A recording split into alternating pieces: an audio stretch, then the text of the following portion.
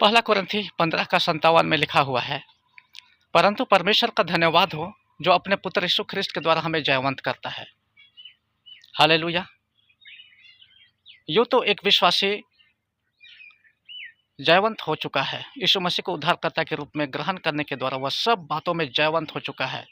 अब आप उस पर पाप की प्रभुता नहीं है। वह शरीर के अनुसार नहीं किंतु आत्मा के अनुसार वो चलता है एक विश्वासी, और इस कारण उस पर दंड की आज्ञा नहीं। रोमी 8 का 1 में लिखा हुआ है। अतः अब जो मसीह यीशु में है उन पर दंड की आज्ञा नहीं, क्योंकि वे शरीर के अनुसार नहीं किंतु आत्मा के अनुसार चलते हैं। हालेलुया।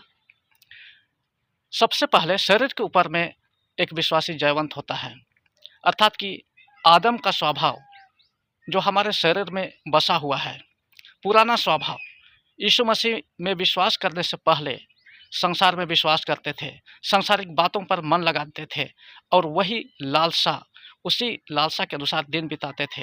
वह स्वभाव जब हम यीशु मसीह को उद्धारकर्ता के रूप में हम ग्रहण कर लेते हैं, शारीरिक बातों में हम जयवंत होते हैं। हालेलुया। दूसरी बात, संसार पर हम जयवंत होते हैं। सांसारिक रीति रिवाज, सांसारिक बोली वचन, सांसारिक रहन सहन के द्वारा एक विश्वासी का पालन पोषण नहीं होता है, किंतु एक विश्वासी का पालन पोषण परमेश्वर के वचन के अनुसार होता है। परमेश्वर के वचन पर जड़ पकड़ने के कारण उसका आत्मिक वृद्धि होती है और परमेश्वर की ओर निरंतर वो अग्रसर होते चला जाता है। पहला यूहन्ना 2 में लिखा हुआ है, तुम ना तो संसार से न संसार में की वस्तुओं से प्रेम रखो, क्योंकि जो संसार से प्रेम करता है वो उसमें परमेश्वर का प्रेम नहीं है। सांसारिक रीति रिवाज और सांसारिक जीवन व्यतीत करना परमेश्वर की ओर से नहीं है, और ऐसा करने के द्वारा हम परमेश्वर को प्रसन्न नहीं कर सकते हैं। हालेलुया। और तीसरी बात है जिस पर हम जयवंत हुए हैं, शैतान, शैतानिक गतिविधि, शैतानिक एक्टिविटी, दुष्ट आत्माओं की हर एक एक्टिविटी जो हमारे विरुद्ध में है उसको हम नष्ट करते हैं यीशु मसीह को उद्धारकर्ता के रूप में ग्रहण करने के द्वारा।